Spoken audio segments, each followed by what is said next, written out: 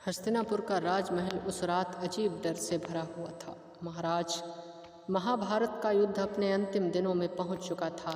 हर दिन हजारों सैनिकों मारे जा रहे थे और राजमहल की दीवारों में चीख गूंज रही थी। अंधे राजा धृतराष्ट्र अपने कक्ष में बेचैन बैठे थे। उनके हाथ कांप रहे थे। उन्हें हर पल केवल एक ही भय सता रहा था कि मेरे पुत्र जीवित हैं या नहीं। तभी तेज कदमों की आवाज़ सुनाई दी। महाराज संजय आए हैं। धृतराष्ट्र तुरंत खड़े हो गए। तुरंत अंदर भेजो।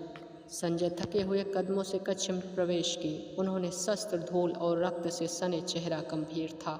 धृतराष्ट्र की आवाज़ कांप रही थी। संजय, बताओ, युद्धभूमि में क्या हो रहा है? दुर्योधन ठीक है ना? संजय कुछ पल चुप रहे। उसकी चुप्पी ही धृतराष्ट्र के लिए हृदय में डर भर दिया। संजय बोलते क्यों नहीं? संजय ने धीरे से कहा, महाराज, आज कुरुक्षेत्र में केवल योद्धा नहीं मरे, आज अहंकार टूट गया है।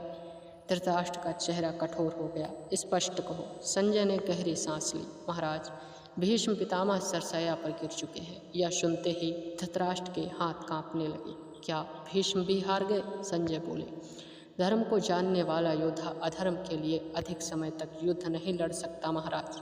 धृतराष्ट्र भारी सांस लेने लगे। फिर उन्होंने पूछा, द्रोणाचार्य कर्ण मेरे पुत्र? संजय की आंखों में दर्द उतर आया। युद्ध अब केवल हथियारों का नहीं रहा महाराज, अब हर योद्धा अपने कर्मों का परिणाम भुगत रहा है। धृतराष्ट्र क्रोधित हो उठे। मुझे उपदेश नहीं चाहिए संजय, मुझे सच बताइए। संजय पहली बार ऊंची आवाज में बोले, यही सच है महाराज। पूरा कक्ष शांत हो गया। संजय आगे बोले, जिस दिन द्रौपदी का अपमान हुआ था उसी दिन यह विनाश तय हो गया था, लेकिन उस दिन किसी ने सत्य को सुनना नहीं चाहा। धृतराष्ट्र का चेहरा उतर गया। उन्होंने धीमे स्वर में कहा, तुम कहना क्या चाहते हो? संजय बोले, मैं कहना चाहता हूँ कि इस युद्ध को शस्त्रों से नहीं, आपके मौन ने जन्म दिया है। यह सुनकर धृतराष्ट्र स्तब्ध रह गए। उनके होठों पर कंप मान छा गया। मेरा मौन? हाँ महाराज, जब दुर्योधन अन्याय कर रहा था तब आपने उसे नहीं रोका। जब शकुनी छल कर रहा था तब आपने आंखें बंद कर ली। जब द्रौपदी रो रही थी तब आपका सिंहासन मौन था। धृतराष्ट्र की आंखों में आंसू बह निकले और बोले, मैं अपने पुत्र प्रेम में बंध गया था। संजय ने तुरंत कहा, वह प्रेम नहीं महाराज, मोह था। यह शब्द बिजली की तरह गूंज उठा। धृतराष्ट्र पहली बार पूरी तरह टूट चुके गए। उन्होंने कांपते हुई आवाज़ में पूछा, क्या सच में मैं ही इस विनाश का कारण हूँ? संजय शांत स्वर में बोले, महाराज, केवल सिंहासन पर बैठने से महान नहीं बनता, उसे सत्य के लिए अपने प्रियजनों के विरुद्ध भी खड़ा होना पड़ता है।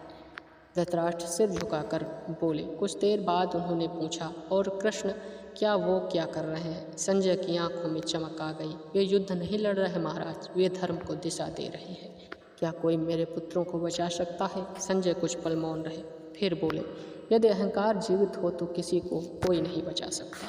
धृतराष्ट्र ने अपने दोनों हाथ सिर पर रख लिए और कहा, दुर्योधन नहीं मानेगा, क्योंकि उसे विजय को अपना अधिकार समझ लिया है। संजय ने धीरे धीरे धृतराष्ट्र के पास आए। महाराज, क्या आप जानते हैं कि युद्धभूमि में सबसे बड़ी दुखी कौन है? धृतराष्ट्र बोले। धृतराष्ट्र ने सिर उठाया, कौन है?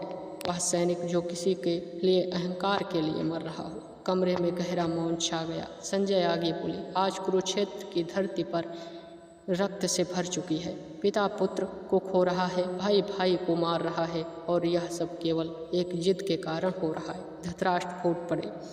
काश मैंने दुर्योधन को रोक लिया होता। संजय ने धीरे से फिर कहा, सत्य को जितना देर से स्वीकार किया जाए उसका मूल्य उतना ही बड़ा होता है। धृतराष्ट्र ने कांपती आवाज में पूछा, क्या मेरे पुत्र जीवित बचेंगे? संजय ने आंखें बंद कर ली और कहा, महाराज, अब युद्ध परिणाम नहीं न्याय की ओर बढ़ चुका है। धृतराष्ट्र समझ गए कि विनाश निश्चित है।